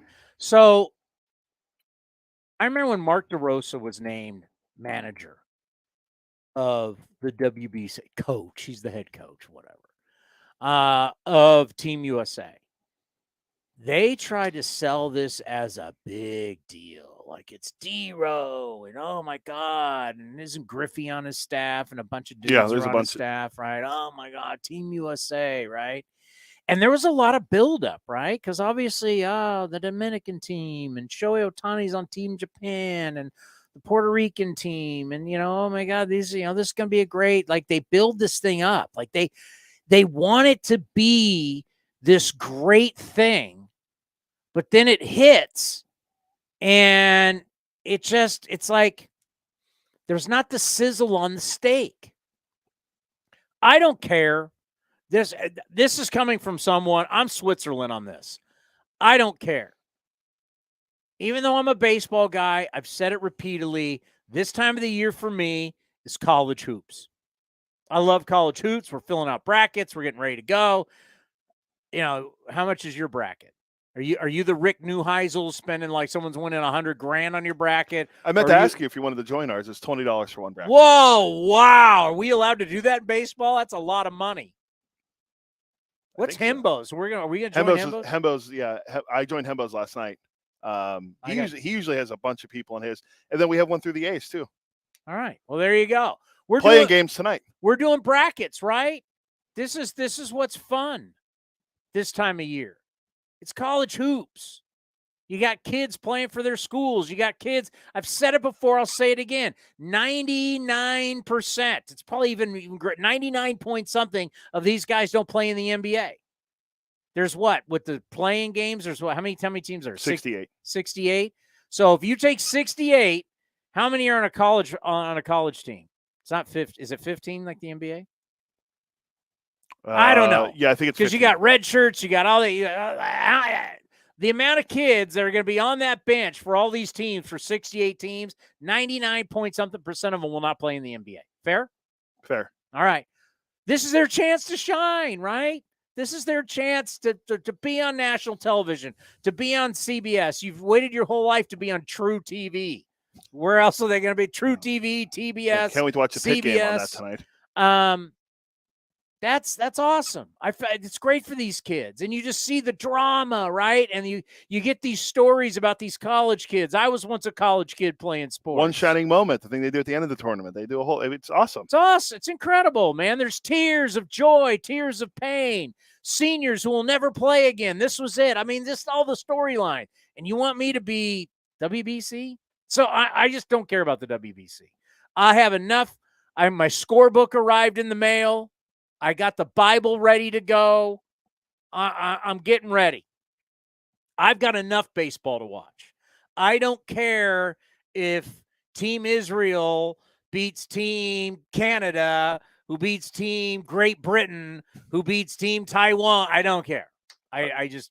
Quick aside, Puerto Rico had a perfect game yesterday. That's true. I saw that. 8 they walked off in the perfect game. So it's like... Yes, it's right because of the 10-run rule. Yeah.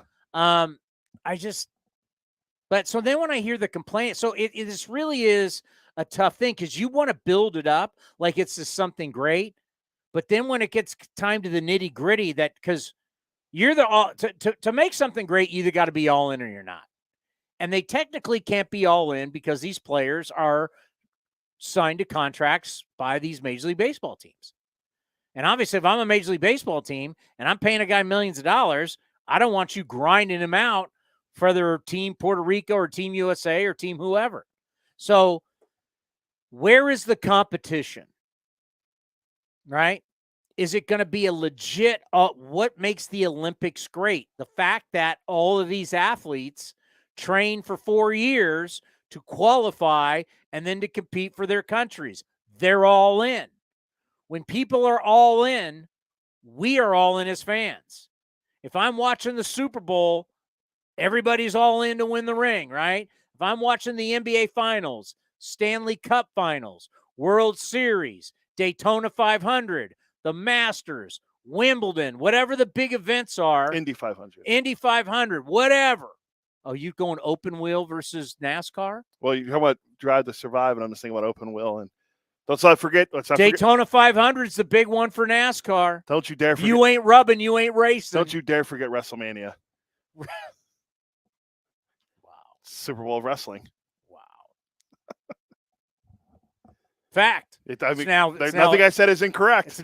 It's now a 2-day event. I didn't even know that. When is WrestleMania? April 1st and 2nd. Problem is they got too many big events now. I get it, pay-per-views. They got too many big events. Who's heavyweight champ now?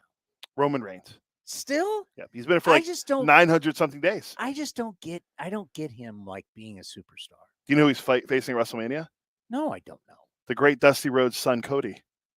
He's trying to become the first Rhodes to win a major title. Are we at a little lapse for a great star right now? We don't have a Hogan.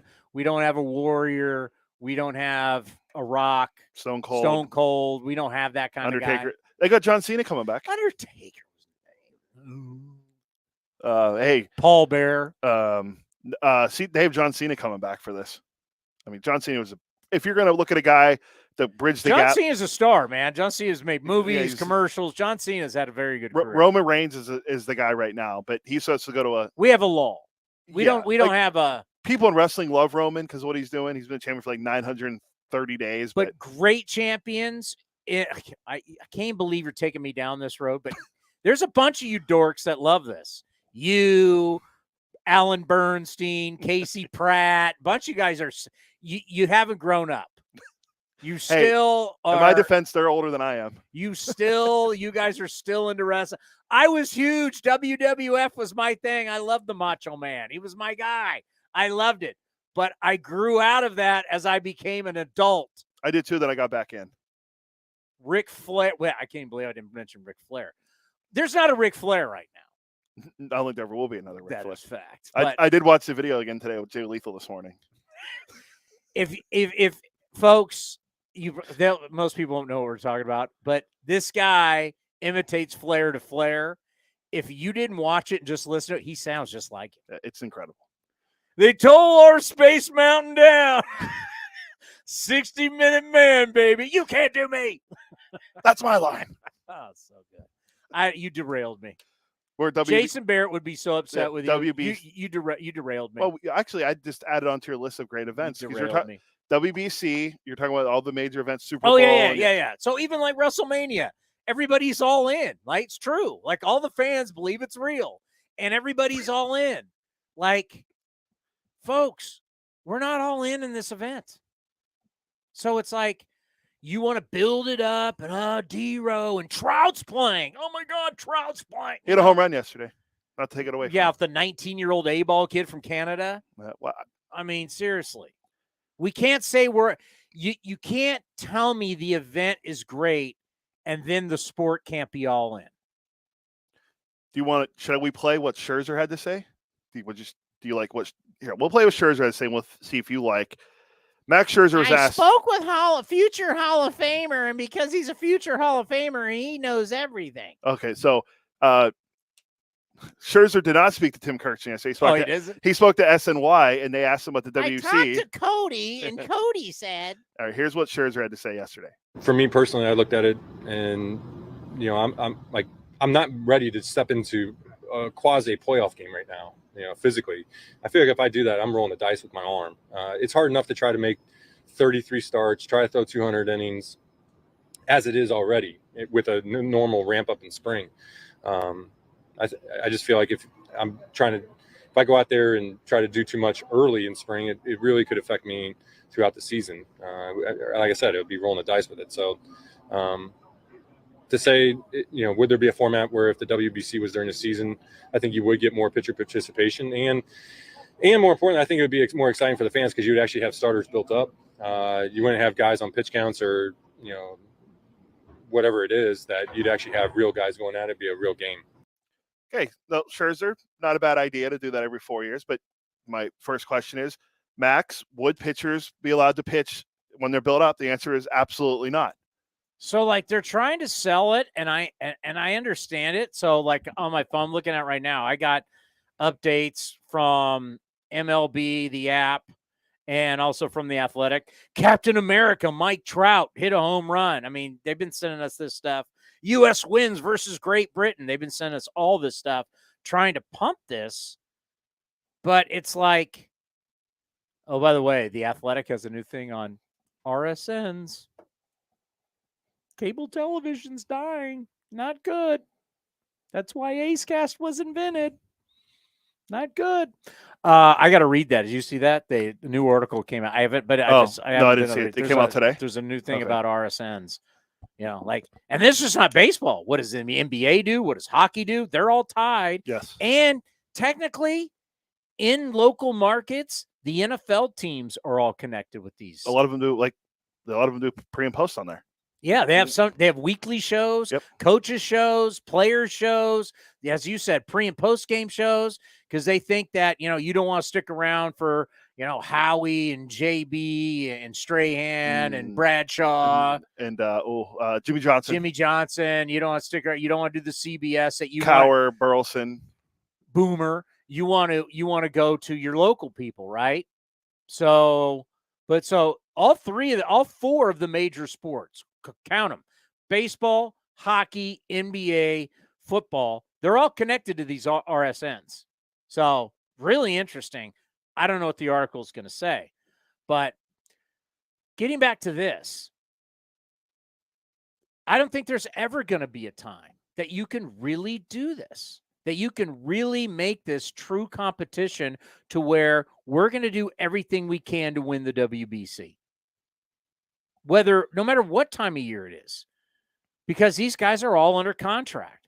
We're already technically, with all the Tommy John surgeries, we're already pushing these guys in the regular season in baseball. And now we're going to want them to throw extra. We're going to want them. So does it really matter if it's before the season, during the season, after the season? Is there ever going to be a really time we want these guys who are under contract with these teams to go all out for the teams that are not paying for them for really what is just basically an exhibition? Yeah, look at it this way. If you play it and you replace it every 4 years with the All-Star break. Okay. I can take that a little bit. But say Shane McClanahan goes out there and blows out his arm and the Rays don't make the playoffs that year. Was it worth it for him to blow out his arm pitching the WBC at the All-Star break? No. I'd rather just see these guys. I mean, the All-Star game is the All-Star game. They're not, but at least the guys participate. But here's the problem. All-Star breaks what, 4 days? Yeah, pretty much. It's not like the NBA where you get like a week off. Yeah, it's essentially we play Sunday. We got Monday's the home run derby, Tuesday's the game. Or no, yeah, Monday's home run derby, Tuesday's the game. Off day. Last year they were games starting on Thursday. They had a game. So it was 3 days. Yeah. How are you going to play games in Taiwan, in Japan, in the United States, where they're playing all these games? How are you going to play all these games in 4 days? I saw someone raise a question. It was one of the comments right under the Scherzer video on SNY on Twitter. And they asked, will you be willing to cut the schedule to 154 games for this to happen? If you're going to do it, you're going to have to cut games out of the schedule when you do it.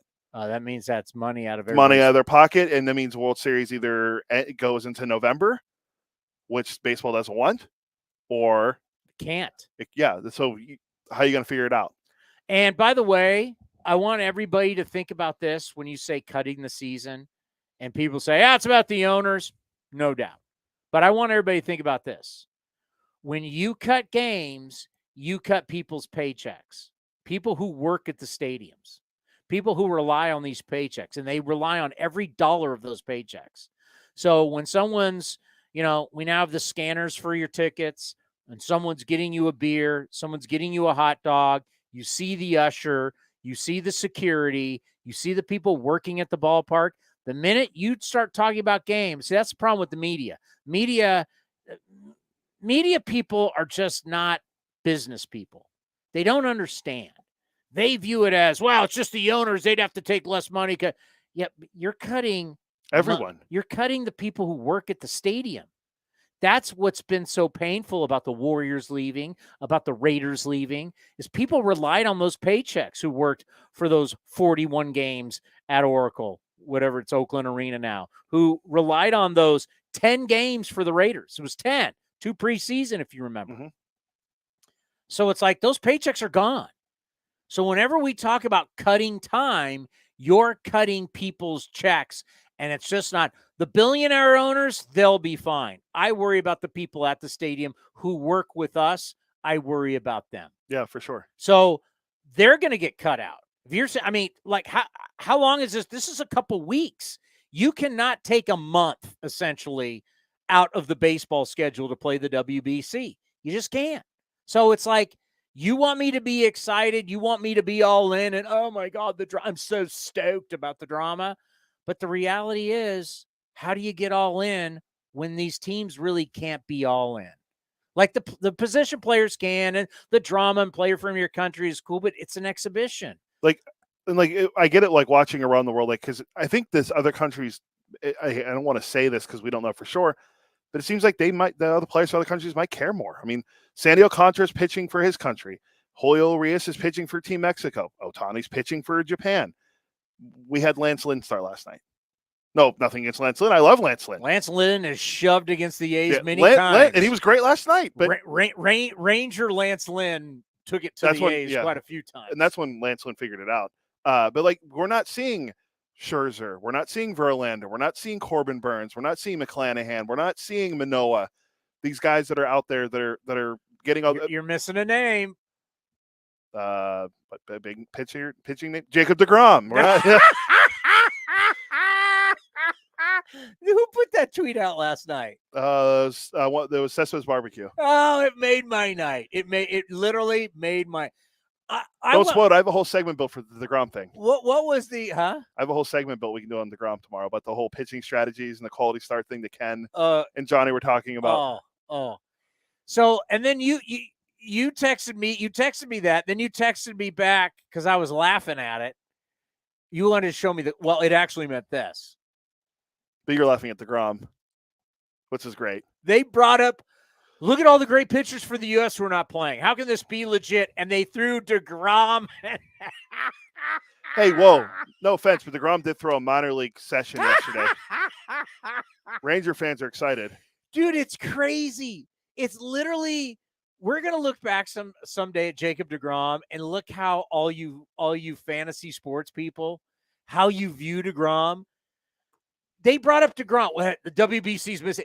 He's barely been able to throw a bullpen, let alone play in a real game. Yeah, I think he threw like the 24, WBC is not missing Jacob DeGrom. I think he threw 24, 25 pitches yesterday. Against the minor leaguers. Yeah. And you're mentioning, hey, DeGrom's not at the WBC. The best quote I could find. Somebody rated. Oh, I took a picture of it. I got it somewhere. Let me bring it up today. Let me give. Hold on. I got someone who is rating for fantasy baseball the top pitchers for fantasy baseball, and DeGrom was one of the top ones. He probably would be number. Ooh, if you're looking for guys, it'd be like, I'm sure Verlander's up there too, but like Burns and DeGrom would be in the top 5 easily. Corbin Burns was 1. That's what. So DeGrom's probably 2 or 3. How many games has he pitched in? 38 in the last 3 years. So 38 games the last 3 years. You're a great fantasy player. No, but people are built on the upside for this year. They think he's gonna be ready for. Hey, I mean, that's what we're missing, Team America. We're missing Jacob DeGrom because he's thrown a couple bullpens. No, back in 2017, Noah Syndergaard, you know him as Slore. That's Dodger legend now. Noah Syndergaard said, "Ain't nobody made it to the Hall of Fame or the World Series playing in the WBC." I mean, I get. For baseball, though, it is a great thing. Yeah, it is. For everyone to watch the game around the world, it's awesome. Just, I mean, on Twitter, you can follow it and see like what the games look like in Taiwan. I mean, what they look. I mean, people are digging it and people love it, and that's all that matters. It's enjoyment. Let people enjoy it. It's entertainment. Why do we have to? Why do we have to crap on it? We're throwing this tournament. We don't need it. I mean, I'm not throwing shade. I'm not that interested, but I'm not throwing shade. I think it's people in other countries. I mean, the game between Mexico and the United States was sold out at Chase Field. Might be the only sellout other than opening day at Chase Field. Now there's more shots fired at the Diamondbacks. And the Diamondbacks are one of my sleepers, by the way. But yeah, that'll be the most excitement. That's the most excitement they've had at Chase Field since the Yankees in the what was that? 02? 01. 01. 01. That's the most excitement since Luis Gonzalez got the hit off Mariano Rivera that they've had there at Chase Field. Yeah, shots fired. Didn't Craig Counsell score that run too? He scored the one for Renteria and the Marlins. Was Counsell on third when they won the? I don't know. I can't answer. If he was, that's an awesome trivia question. If it was him for both, But that the WBC criticism, it's like, let's face it. You're putting baseball at the forefront in a time when people are just doing spring. People don't even do spring training previews anymore. Has ESPN? I haven't seen any. I haven't seen ESPN do one. not that I know of. I haven't been watching Like it. a couple of years ago, we know that for sure they did because the late Pedro Gomez came and interviewed Yes. every single one. But I don't know if they've done that too.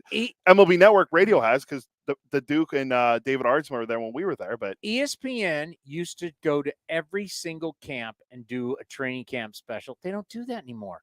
Hell, you go to ESPN.com right now.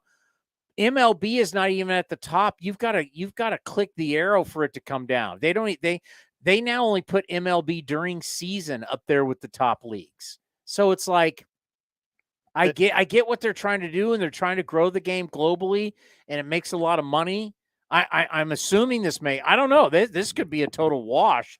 They could be making no money. They could be losing money on this. I don't know. all I know for back to the ESPN thing is all I know is like I know Kirkshin because of listening to Buster and like I'm pretty sure Passan they've been into the Grapefruit League. I don't know if anyone's like Jesse is here because he covers the Cubs and White Sox and like Alden Gonzalez covers the Dodgers but they're already here because they base covering those teams. Like the national guys, I don't know if they're going to every spring training. Like I know Kirkshin was on there, but he, as you mentioned and always talk about, he did talk to Scherzer. I was at Mets camp, and Max Scherzer, future Hall of Famer, and whatever he says, I'm going to go with as gospel. So yeah, I think you're right. I don't know what ESPN does because you can't even find it on the website. I want to address something that Jesse Rogers, and you just made me think of this. I want to address something. I want to address the San Diego Padres. Jesse said what I think, and I maybe know a little more. I have a little insight on this, and I got it recently. There's going to be a lot of people. As I mentioned, there's 11 teams spending under $100 million. There's 11 owners going, And you have the Padres owner, Peter Seidler, he's all in. And I know there's a lot of people, we love when someone else spends money for our enjoyment. We love that as fans. We expect that as fans. I get it. But at some point, things get out of hand. And you could hear a national guy who's not in San Diego say, hey, listen, great test case. Padres are all in. They're spending all this money. They're going to get $3 million this year. They're going to get 3 million fans. Their TV deal, they're Bally's, right? So Correct. Bally's going into bankruptcy, we'll see. But they don't have a huge TV deal. Like when it's all said and done, whatever happens with the Padres, do they make money? I will tell you this, and fans don't care, and I get it, but I do. This is the business that we're in. I have learned that the owner of the Padres is using personal wealth to guarantee these contracts through insurance policies. That this is what I heard, if true. I can't believe baseball's allowing this.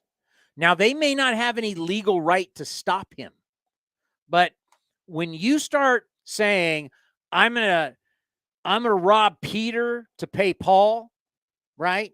That kind of stuff gets you in trouble, right? That's what financially gets people on Wall Street, banks. It gets people in trouble. Frank McCourt. Remember Frank McCourt was trying to find any kind of money to hang on to the Dodgers? Like when you start going outside of the business and outside of baseball, to pay for what you got going, you start running into major problems. And it can get ugly, and it can get ugly fast. I have found, and I'm going to give you an example. Hasso Plattner, who is the German billionaire. Have I mentioned this yet? Yeah.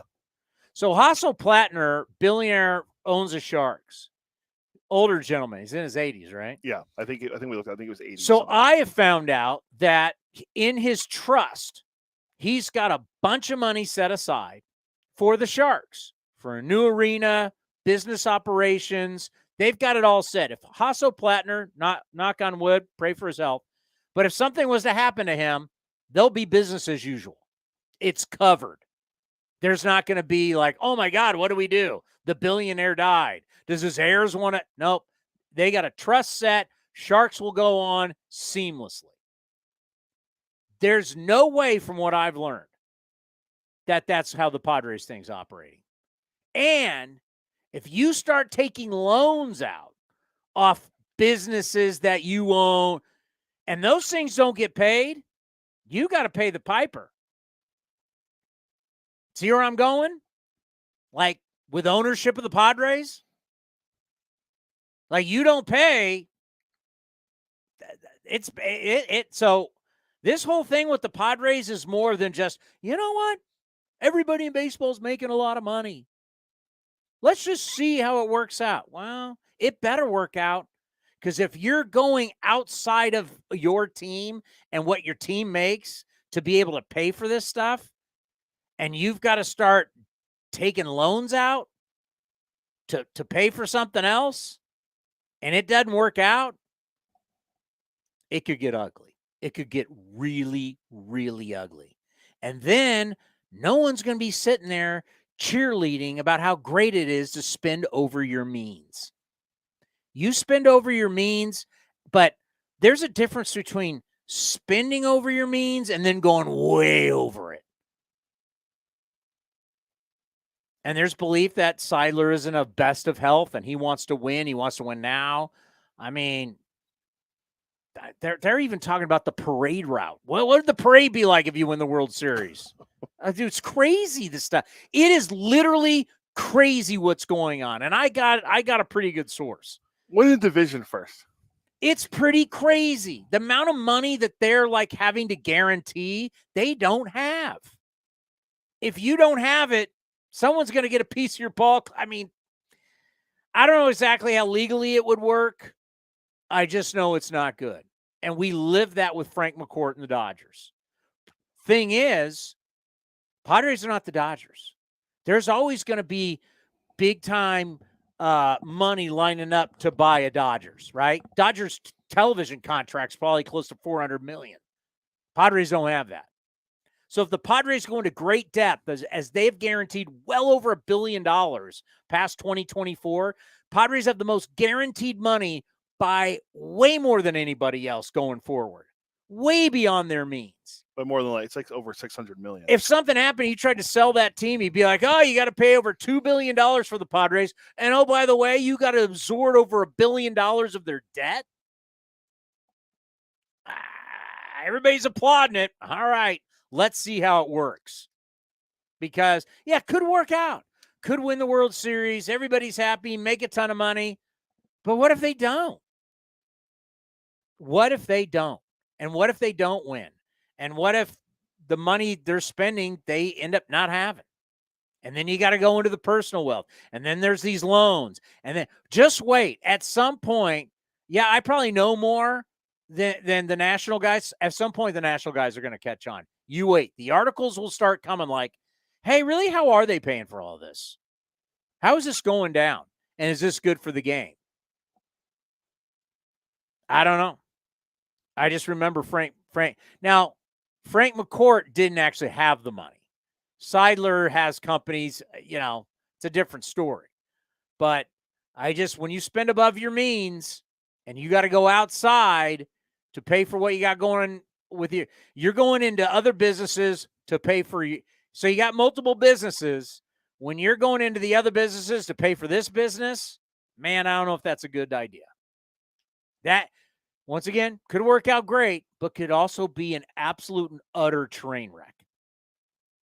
And that hasn't really been talked about, and I got a pretty good source on that. I just hate the idea that they're playing the parade route already. Can't even win the division. You know what? I was going to say that. I didn't know when I was going to. I'll keep looking how much time we got. You might look at their win total. That might be one to bet the under. Might be to say, maybe not everything's roses. Plus, they've got 11 guys playing. Melvin told me they got 11 guys playing in the WBC. Pacoda has them winning. I don't want Pacoda. I want Vegas. 94 games. What does Vegas have, Matt? They have them tied with the Dodgers. Who would have it? Do Caesars. MLB win totals. Futures. There you go. What year is that? Is that the right year? What you got for the Friars? They have San Diego at. Where's the Padres? This can't be right. 88.5. No. Yeah. Let me see if I can find something else. Vegas Insider below. Go to Vegas Insider. Okay. They have San Diego at 94. Same as Pacoda. So, might be an under. If you like playing those, we can't play it. Maybe it's just a gift from me to you. They've got a lot of stuff. They got some inside drama too going on there that isn't being reported. I'm not going to report it because I don't want it coming back to me. But I'm just going to tell you right now what I found out recently. They got drama. So everything's been made roses about the Padres and their spending, and it's World Series time. World Series or bust, but they got some drama inside that clubhouse. So maybe, just maybe, my gift to you, maybe throw, because you're going to get good odds on that. Take the Padres and the under on the win total. And I know I'm from San Diego. I grew up there. My brother and all of my friends go to games and everything, and I don't wish ill on them. And we love Melvin and Ryan Christensen. The big Marine, Matt Williams, is there. We got a lot of XAs there. I'm just saying, a good investment may be, remember, it's not betting, it's investing. A good investment may be take the under on the Padres win total. And even our guy Himbo said they're not going to be as good as people say they are. Yeah, he said the Dodgers win the division by at least 10 games. Yeah. So it's my gift. It's my early gift to you. Speaking of gifts, tomorrow's my birthday. Do I take the day off like you? I don't take my birthday off. You always got something going on. I'm going to. Actually, I think we are going to go to Vancouver for my birthday this year. Yeah, though. see? You know where I'm going for my birthday? It's the off season. You know where I'm going for my birthday? Right here. Yeah, I'm working. I work every day. It's every day, bro. Thanks. Every day. No days off, Bill Belichick? Yeah, no days off. I didn't get to my remind me tomorrow, a fascinating piece on the mental side of baseball, on what it takes to change your career around and to be great. And it's not, well, he was hitting off the tee. Oh, he learned a new slider grip. And this article is about Corbin Burns, who's one of the best in baseball, but it applies to Adam Oller. It applies to anybody. The mental side. Everybody's got talent. It's the mental side of baseball that turns the guys and makes them better players. It makes guys be good players be great players. It's the mental side. How do you prepare? Do you have a checklist every day? Yes. Well, why aren't you in Major League Baseball then? Oh, well, my checklist is a little different than a pro baseball player. Oh, lack of talent then. Yeah. But what do we got tomorrow? We're previewing who? The Cardinals. So Katie Wu from The Athletic will be on. She's the Redbirds. She's from the Bay Area. And then, Johnny. And then Pirates on Thursday. We're That'll finish. We're previewing a team that's got a chance to win the World Series tomorrow. And they got some good prospects coming up, too. A's baseball. Johnny and the face of A's television, the great Glenn Kuiper, next right here on A's Cast Live. It's that time of the year. Single game tickets are now on sale for the 2023 season. Secure your tickets for some of the biggest matchups, fireworks,